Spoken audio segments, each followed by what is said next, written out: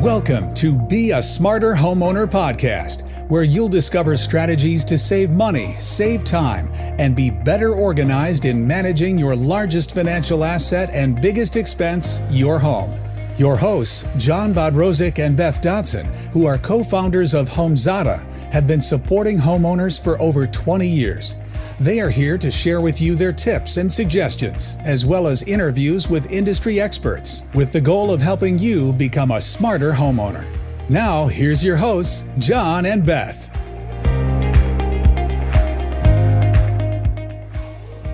Hi, everyone. Welcome to Be a Smarter Homeowner podcast. I am Beth Dodson. Here with me is John Bodrozic. We are the co-founders of Homezada, and we'd like to talk to you today about you're a first-time homeowner and you're trying to buy your first house.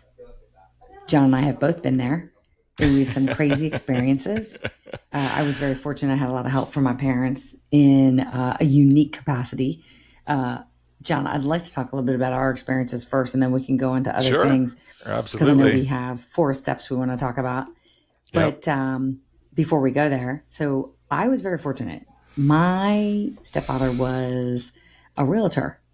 At the time, he was working his full-time job, so it was kind of his side hustle.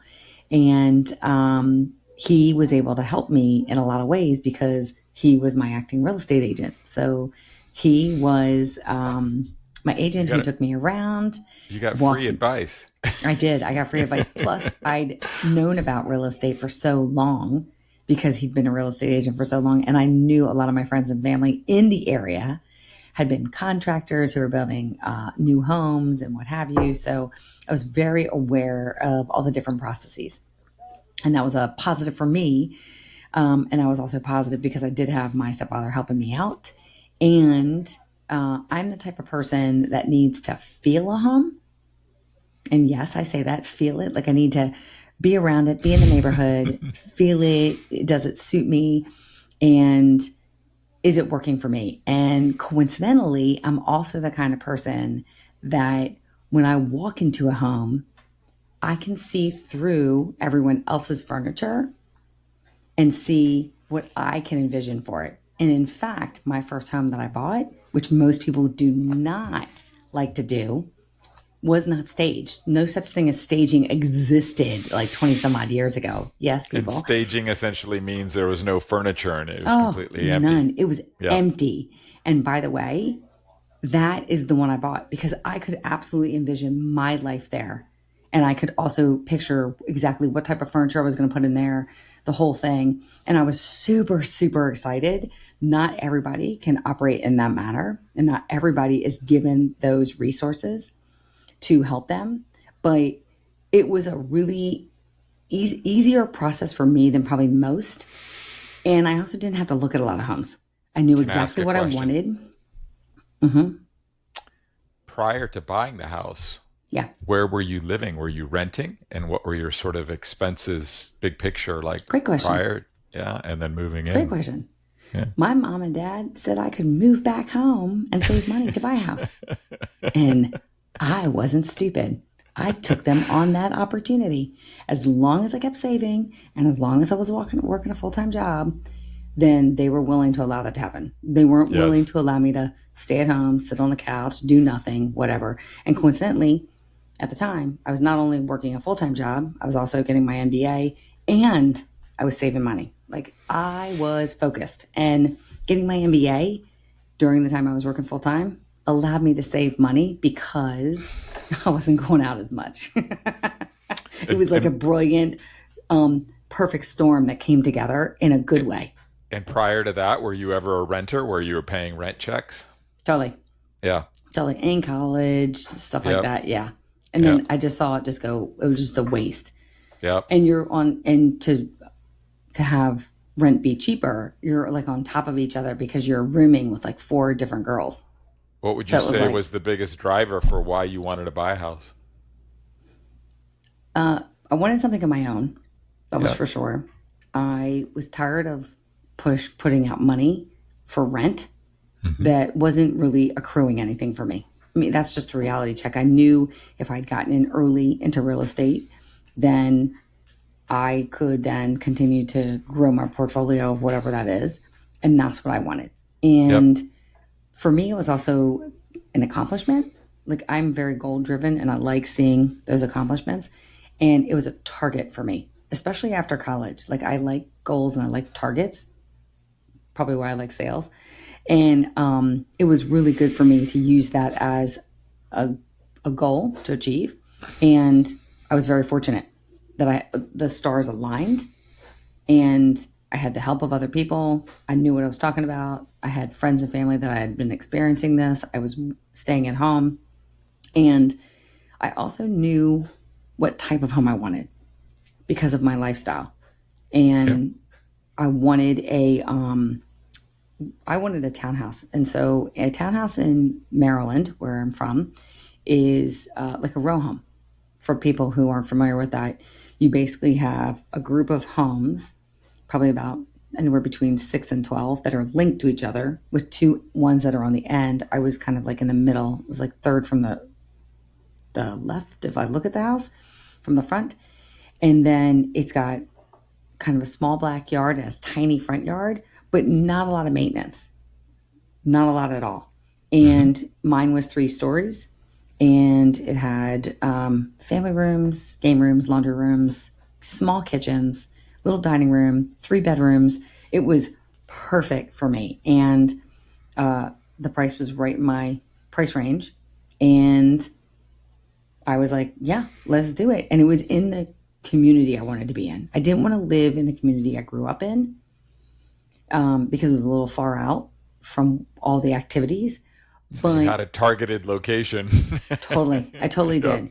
And I also didn't want to be where, for me, for whatever reason, I like green grass and I like trees. So there had to be some like foliage around. If it was pure city, it doesn't work for me. That's why I didn't move to Baltimore City. I was in Baltimore County. And Baltimore City didn't have enough trees for me where I wanted to be. So I was like, okay.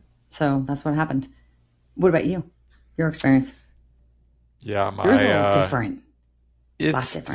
It's different, but somewhat similar. So prior to buying my first home, I was also living at home with mom and dad. But I was also living at home. The reason I was living at home with mom and dad, I think I was like 26 years old. And the reason was I had started a software company prior to Homebuyers. So it was construction project management software, and I was a startup and couldn't afford rent because I was investing all of my savings into building this company. So that's why I essentially moved home with mom and dad. Now, prior to that, I was a renter.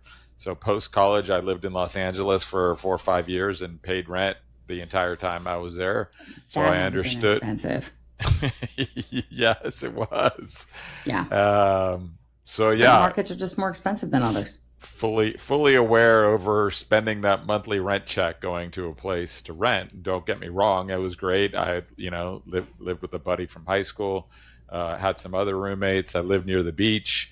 Had my first set of jobs there that I sort of did. But at the end of the day, I quickly realized, even though I was a mechanical engineer by degree, that I'm just writing a check to somebody else. It's a pure expense. I'm not really building a financial asset. And I had seen my parents, who were immigrants to this country, who became U.S. citizens. They bought a house when I was like 3 or 4 years old. It was their first house. And I understood at that time, by the time I was 26, that the value of that house had gone up. And everybody around me was homeowners. And it was the way to sort of, not only not having to deal with the close proximity of other renters, right? People having loud parties, and maybe I was the one having loud party, pissing my neighbors off or whatever, all those sort of things. But it was the dream of essentially, being a homeowner, of having my own thing, being on my own, gaining independence, building a financial asset. And I'd grown up and lived at the time with my parents in a section of Sacramento called East Sacramento. I knew I couldn't really afford East Sacramento. So I had 2 or 3 targeted locations that I was thinking about. And, I knew nobody in the real estate space. So I remember hiring a real estate agent can't remember her name, but she was great. But she kind of coached me through the whole process. Candidly, don't even remember how many homes I looked at, but I was somewhat fortunate that my first home was a single family home that I had bought. I think it was a rancher that was built in like 1972, but it had been remodeled. Because I can't even remember. I probably bought it in 1997-ish, maybe 96. And it had been remodeled, and I bought it at a time where I was fortunate, where the risk at the software company was still risky. It's a still startup, but I was at least capable of collecting a salary for myself, and I had saved up some money, paid off a lot of debt at the startup, and that's how I got into my first house. That's awesome. Yeah. So we have two very different experiences, but we both got guidance from real estate related individuals. My dad was a real estate agent. Your real estate professional came in and guided you through the process. So with that said, let's talk about part of that process. I mean, part of that process is, let's just say it, to buy a house is like one of the biggest expenditures you're probably ever going to buy.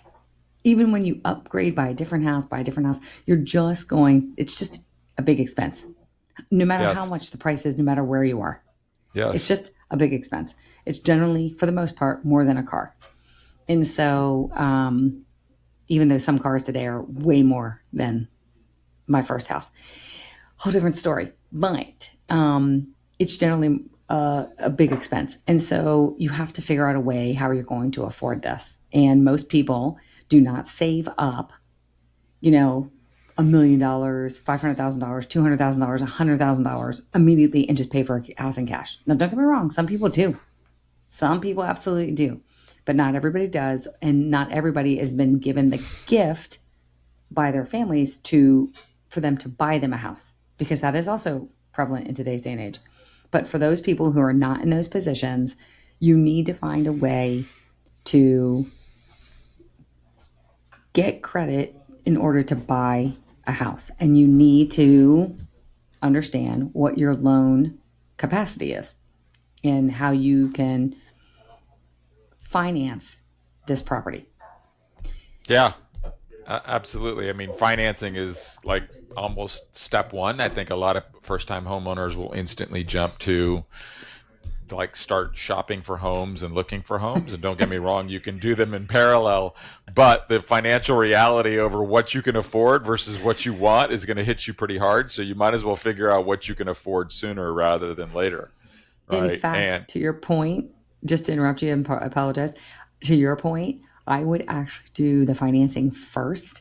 Yes. Because when you start looking at houses, and the rumor on the street is some people call it house porn because it's like so much fun. You literally will go love all these houses and then find out you can't afford them. And it's almost like we call it the depths of despair in our previous industry. You get upset and you have to check it at the door of what you really can afford. So in my personal opinion, I think you would agree, find out what you can afford first. Yes, it's what I call the emotional expectation versus the financial capability are not always in line, and don't set yourself up for emotional despair by doing the finance first, and then you can sort of figure out how much to shop for, right? And I don't have a problem sharing candidly. I think I'm going off of memory. I think the first house that I bought I bought it for like $260,000. And I did manage to save up the typical 20%. So what is that? That's pretty good for a first-time homeowner. Yeah, and I was fortunate that I'd lived at home with mom and dad for like 2 or 3, almost 4 years maybe, and so I saved up a lot of money, and I think I ended up putting like $30,000-$40,000 down. But guess what? I remember my first, and I bought a 30-year mortgage, fixed rate, and my interest rate I thought was a steal at 6.15%. Man, you remember your interest rate. I don't remember all that. But I got deals because I worked for the bank at the time. As an employee of the bank, I also got deals in that. I mean, like the Exactly. stars aligned for me really So well. think about the market dynamics today of people stressed out about the current market rates. I don't even know. They're probably at the same range, 5, 6. I haven't looked, Hmm. 6, even 7. But at that time, that was considered a great rate. Well, just FYI for anyone out there, 6.5% has been the overall average for like, I don't know, 30, 40 years. Just FYI. So it's not the end of the world. And John bought his house in California. I bought my house in Maryland. In Maryland at the time, it was $103,000 for a townhome. I remember that Yep. $103,000. I was like so excited, but at the same time so nervous. But going back to financing, really understanding your financing is really important. And so you can run credit checks online. You can do that because some banks do look at credit checks, some do not. It depends on the bank. Two, you also want to go visit or go online and check for rates. Tons of companies nowadays run details online where you can check to see whether you qualify or not. They may require conversations because it's not as simple as, oh, I can fill out this form and then I qualify. They need to understand truly, do you have a job? Or do you have the money in the bank? Or how are you making income? Because you may be a 1099 employee. You may be a contractor of some sort. But you need to show proof that you're making this money. Because Absolutely. what the finance company is looking for is, can you repay back what they lent you? So that's a big important thing. Correct. Yeah.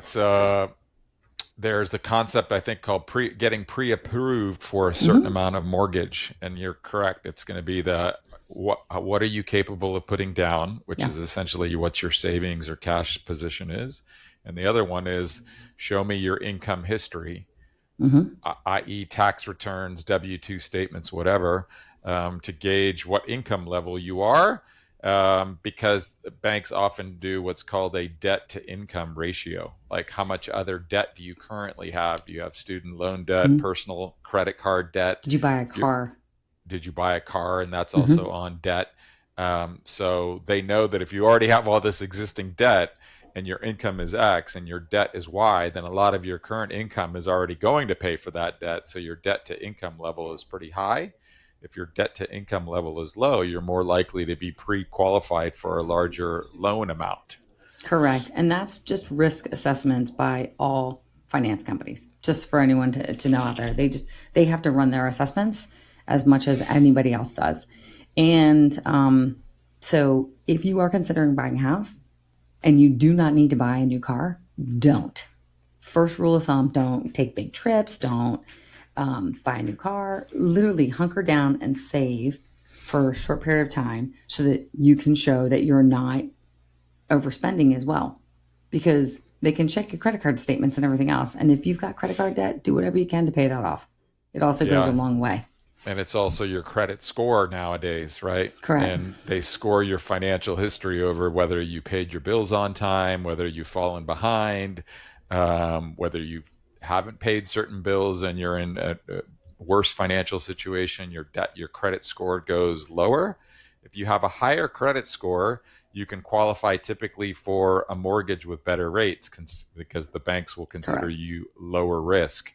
Correct. If you have a lower credit score, you still might qualify, but you may end up paying a higher mortgage rate or have to pay mortgage insurance or all these other kinds of things because the banks consider you a higher risk. And or, as another option, you have to justify why you have a low credit score. And a good example of that is, I know people who don't have a lot of credit cards and they don't use them. And so when you have non-existing credit, or you pay for your cars in cash or this or the other, when you have non-existing credit, your banks go, you have non-existing credit. And like, yeah, because I pay for everything in cash. So it's upon you to justify and to explain that to a mortgage loan officer in order to do that. So it's not the end of the world if you don't have a lot of credit. It's just you need to take on this responsibility of explaining it. Furthermore, I want to talk about briefly, you talked about putting 20% down. There's a lot of people that put significant money down on a house. For a first-time homeowner, that's not always necessary. And the reason why I say that is because there are FHA loans, there are other loan programs sometimes offered by banks that nobody's familiar with, that you can actually access this information and find out what works for you to get the best loan that suits you.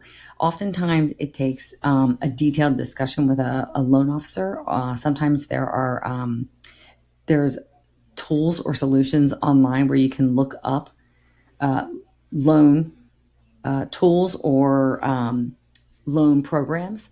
There are some organizations online. I'll get the name of the company that I know of and put it in the show notes, but I forgot it off the top of my head right now. It's a really great company that pulls together all of these different programs so that you can determine which program works for you. So you may not need a huge down payment because you may have programs that are available to you to help you with that, but pay attention to what is happening. And then each state and each county and city, by the way, also are very different. So we're giving you the high level to be prepared for, but note that everything is very different. Yep. So in summary, right, phase one, try to assess your financial condition, which is your Before you income, your shop. debt, your credit score, and how much you're going to be able to put down. Maybe it's only, 5 or 10% of some value of your home. Talk to mortgage professionals to see if you're going to get pre-approved. And then at the end of the day, what you end up with is, okay, based on your financial conditions, the bank will say, we'll loan you a money for a house, pick a number, 200 grand, 300 grand, 400 grand, whatever it is kind of mentality. Now you know that, okay, you're leaving this phase of, okay, I've got, pick a number, $20,000 I can put down. I can get a loan for 450 grand. Guess what? The price point of the home you're looking at is probably 470 or less. Now you could start transitioning to the other 3 or 4 phases of being a first-time home buyer because you've got sort of that financial sort of foundation set to know what to go shop for.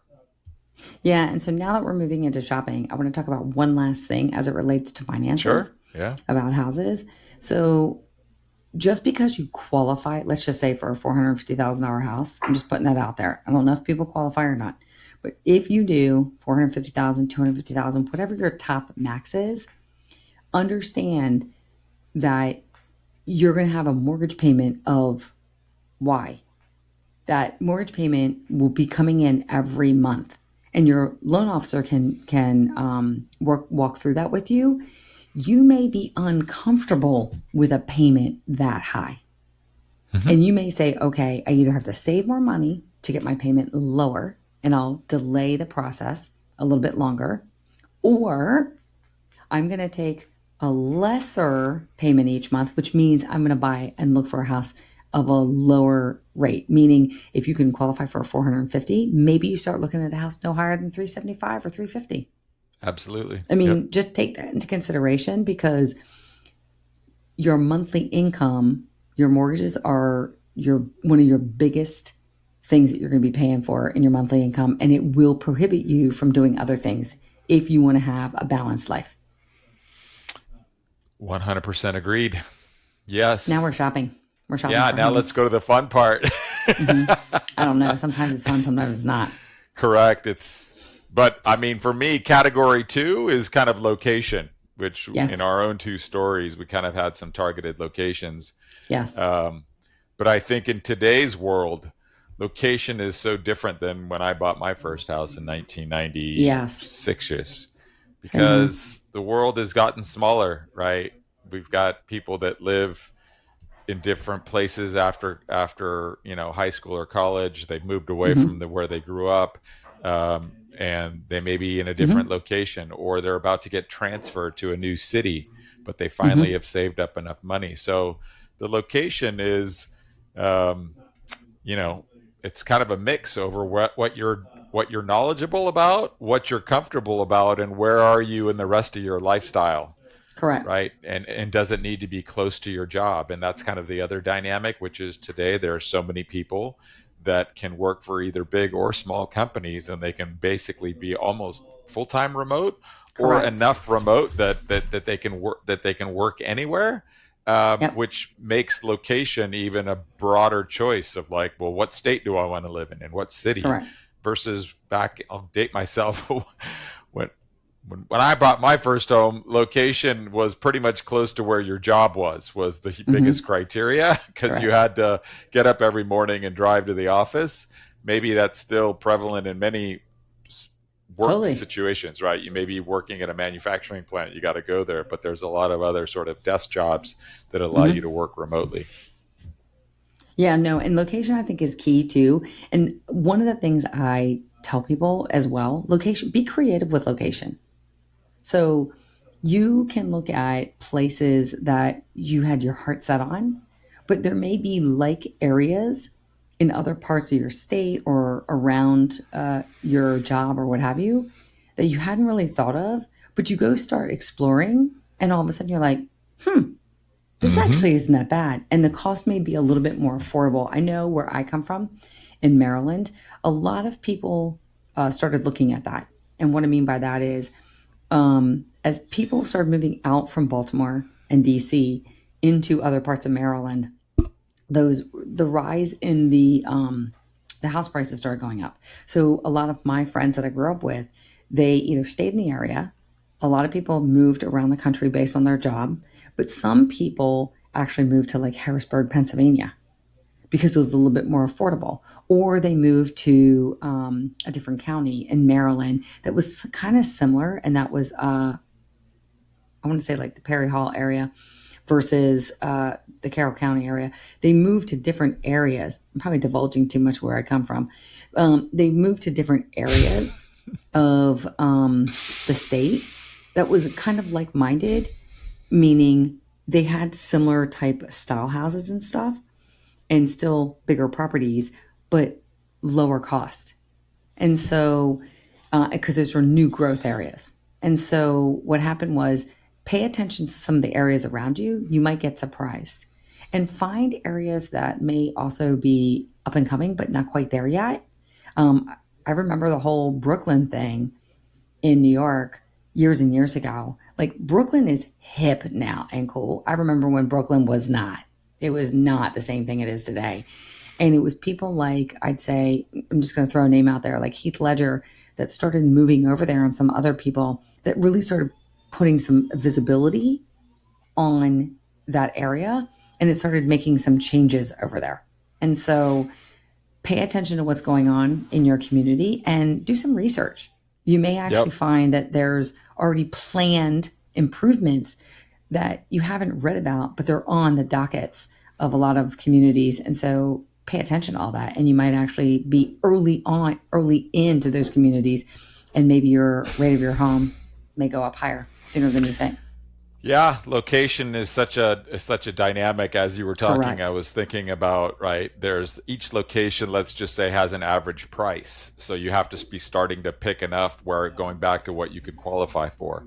Then you've got sort of the lifestyle factors of, does it need to be close to a job? You have other lifestyle factors. Are you buying this as a single person? Or are you buying it with a partner or a spouse? Or, now you're dealing with multiple criteria. Then there's the where you grew up on. You either love it or hate it, or somewhere in between. Some people are like, I love where my parents live, but you can't afford where your parents live because their income is up here. And you come to that harsh reality of, you're like, I want to live, 2 blocks from where I grew up. Well, you need to move farther out, kind of mentality, and sort of your situation. So it's kind of like all these factors of close to job. Are you doing it by yourself? Do you have other people that have to inject their criteria? What's the price point? And also sort of lifestyle. There's people that love the outdoors. They want to be close to, arts and sporting venues and all these other sort of kinds of lifestyle factors. All that gets mixed into sort of trying to determine a location. And my advice is, don't set your mind on only one location. Give yourself 2 to 3 locations, perhaps in a city that you're thinking of, which is going to give you a wider diversity when we start getting into the next phase, which is looking for specific homes. Yes. And then I think too, the other thing that you bring up is location, but you're also starting to bring up criteria of a house. And I think, is that the third aspect you wanted to bring up? Yeah, I mean they're very closely related, which is the third area is the actual specific house that you're looking for, right? Correct. And it goes back into starting at the top. It could be okay, I'm okay living in a condominium, or I Yeah. want to live in a townhome, or I want to live in a duplex. I can deal with that, Hmm. or I want a single family home, right? So there's the type of home, that's number Yeah. one. Then there's the size of home, right? And if Hmm. you're buying it as an individual, maybe it doesn't need to be that big a size, but oftentimes people will get renters, and that's a way to Yes. offset. You generate additional income to Correct. help pay for that mortgage. Then you've got, are you buying the first time home and you're married or with a partner, or you've already Hmm. got kids, then you need perhaps a bigger house. So Yeah. all of these sort of factors get into the criteria of the home in terms of type of home, size of home, and then you get into bedrooms and bathrooms, and then all the sort of amenities that people are looking for. Yeah, and I think as part of that, when we talk about townhomes, single family homes, condos, it's important to understand that in some communities, especially townhome communities or even condominium communities, the common areas are taken care of by someone else, by your homeowners association. If you have a homeowners association, usually they're taken care of. And sometimes that's also the front yards. In my case, that was not the case. I had to still mow my front yard, my little tiny front yard and my little bushes. And then I had to do the same thing in my little backyard. But all the common areas were taken care of by somebody else, my homeowners association. With a condominium, it's the same thing. You are generally taking care of the inside of your walls. You're not taking care of the external hallways, elevators to get somewhere, outside, steps, stairs. If you've got pool areas or something else, you're not taking care of all that. Someone else is. Even the structure of the building on the outside is usually an HOA. However, and it's important to know, when you do have these smaller properties that doesn't take a lot of work for you because maybe you don't have a lot of time. So for instance, when I bought my townhome, part of the reason I did is because I knew prior to doing that, I was going to get my MBA, I was working, I was doing all these things. I knew I needed less maintenance on a property, which is why I also bought a 2-year-old property as well.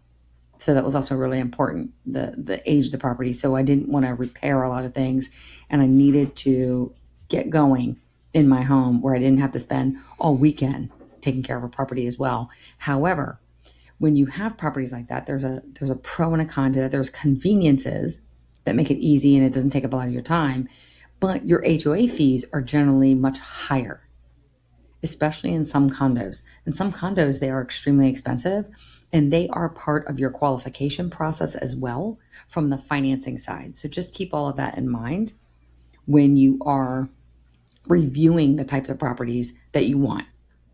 Yep. I think for me, that's good advice. Um, for me, the other thing on specific type of home, right? So we got type of home, size, Mm-hmm. bedrooms and bathrooms. The last criteria that I always try to think about is what's the condition of the home? Yes. There's homes that are what, for lack of a better term, turnkey and in almost near Mm-hmm. perfect condition, move in ready, and Brand you don't new. have to do anything. Those Mm-hmm. tend to be a higher price point Yes. than same location, same age, same size, but perhaps there's some cosmetic things that need to get taken care of. Or Mm-hmm. perhaps the home is 15, 20 years old and they never remodeled the kitchen or a bathroom, or Mm-hmm. carpets, and you want sort of hardwood floors kind of mentality, whatever, that kind of thing. So you got sort of what I call the condition of the home, Yes. and understanding that there's two schools of thought, big picture, right? I want to move into a brand new, not well-conditioned home. Doesn't have to be brand new from a builder, but that's clearly another choice, which is Yes. a brand new home from a home builder versus a home that's in great condition, that's maybe 20 years old, that was well Mm-hmm. kept and may have been remodeled, versus a home that needs some degree of fixing up. Yes. And that gets back to your point of, you might qualify for that $450,000 home with a mortgage of X, but if you buy a home that's in great, perfect conditions, you may max out that number. But if Correct. you find a home in a location that meets your criteria, that maybe is a little bit of a fixer upper, maybe it's not something super major, but it's cosmetic issues that might annoy you, but you're willing to live in it for 6 months to a year, and you're willing to passionately sort of start to learn some of your DIY skills and sort of do these things on your own, may allow you to get into the location of a home at a size that's only, like you said, 380 grand, and you're saving that money to potentially invest it for you to be the one that fixes it up. Yeah, and that's important too. If a home has been well maintained and you have kind of a status on how old the equipment is or appliances, which are some of the most expensive things you've got to replace, then you understand where your next set of budget has to go.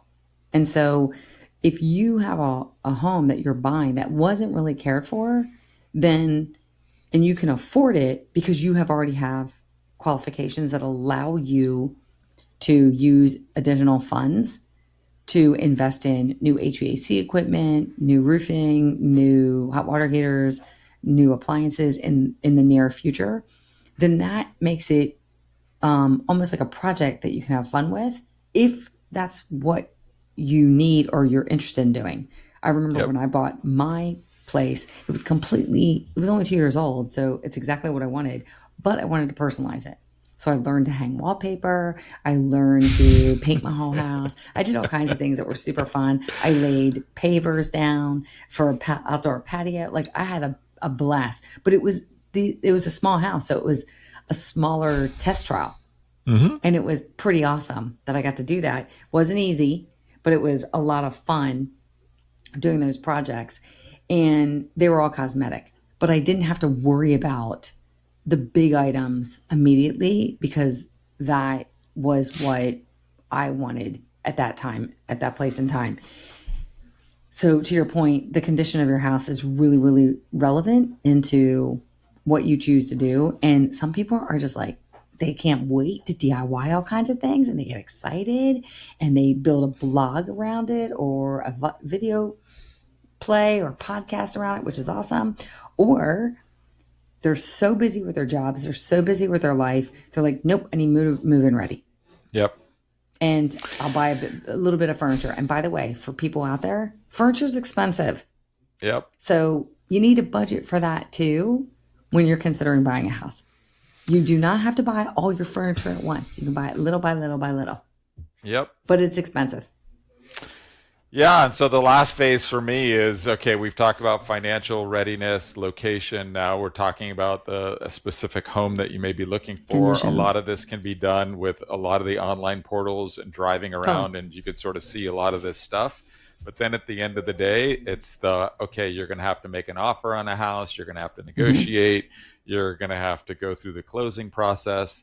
A lot of people still want to deal with a real estate agent. You're going to need to you want to get into the home. You're probably going to need a real estate agent to help you get into the home.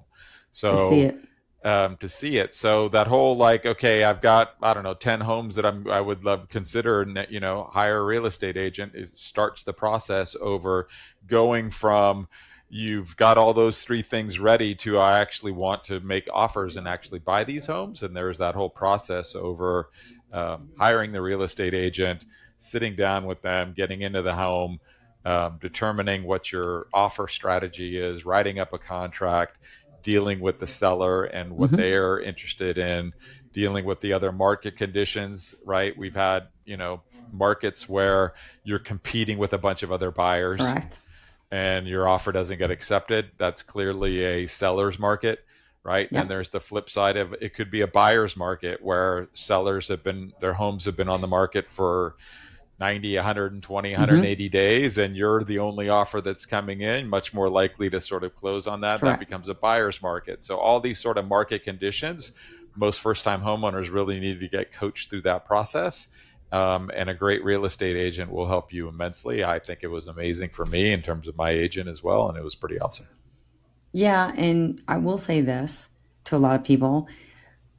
The more you can get organized prior to seeing a real estate agent, the more efficient it's going to be. Mm-hmm. I'm a firm believer in time is extremely valuable to people. So how can you make their time as efficient as possible and thus your time? because driving around all the time is complicated. And also, they can't just walk into a house. They have to get permission to get in these houses. Yeah. So they have to have appointments. They have to have scheduled times. It's sometimes people are showing their house and they're still living there, and they have to clean it up and get out. So all of that is really important, that you respect everyone's time, not just your own, but also the real estate agent and also the homeowners who are trying to sell their homes. And yeah, so, without a doubt, that's why I think what we've covered in order is why it's important, right? If you get your financial situation ready, you already know what you're pre-approved of.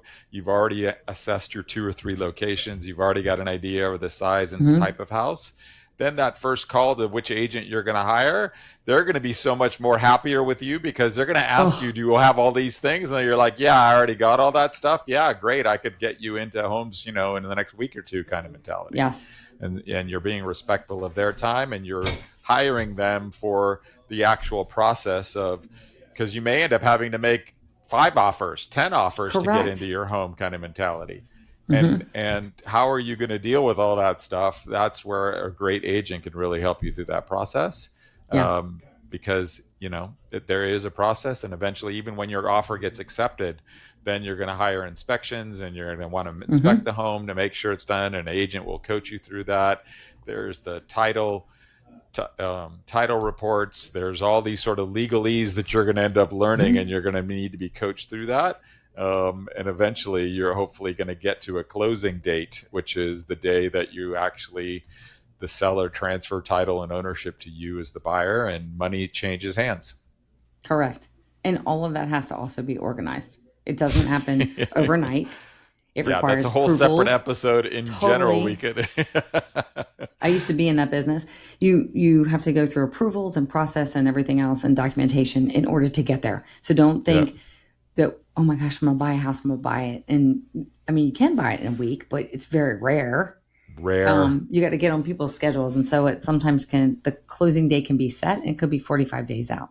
Yep. So it's really important to understand going back to what John said, the market conditions. But I think you clearly and succinctly said it, John.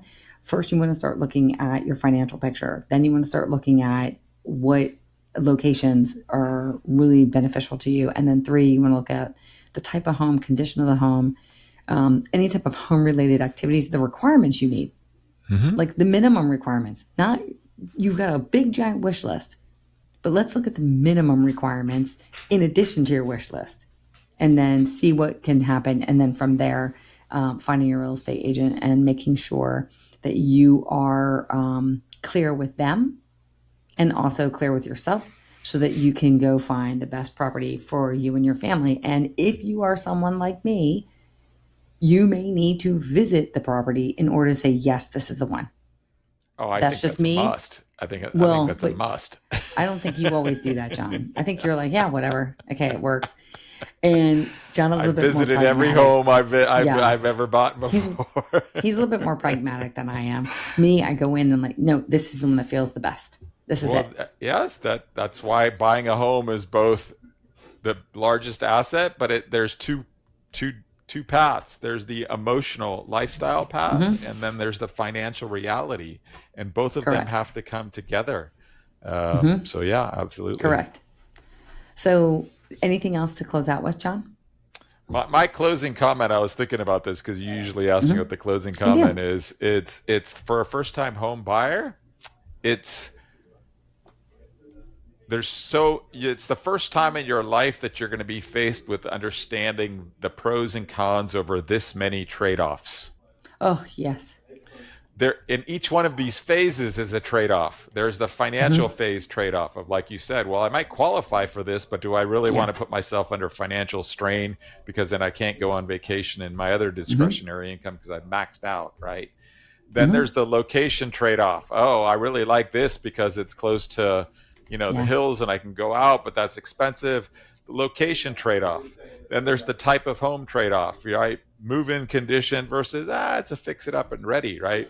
And then there's also the trade-off over all of the negotiations that you end up with, and understanding the market conditions and those things. And this is why buying your first home can be a challenge for a lot of people because you're dealing with the sum of all of these different trade-offs are kind of going through your head. So the more you can plan and prepare yourself and sort of thinking about all these things in phases, you're going to lay a foundation for your brain to be able to assess these different trade-offs, both short-term and long-term. Yeah, no, that's a great one. That's a great one. Thanks for closing us out with that. So if you have any questions, please let us know. You can reach us at info@homezada.com. And we hope you enjoyed this podcast. We want to help people out who either have never bought a house or who haven't bought a house in a long time. You may have forgotten this process. And so this information helps you when you're trying to buy a house for the first time or you haven't bought one in a long time. And we want to thank you for being with us. We appreciate your time. And this is it for Be a Smarter Homeowner podcast for now. Join us again in our next episode. And by all means, share this with everyone who you think needs it. Have a great day. Thank you for listening to the Be a Smarter Homeowner podcast. Visit beasmarterhomeowner.com to sign up for our newsletter and find out more about software to help you save time, save money, and manage your home.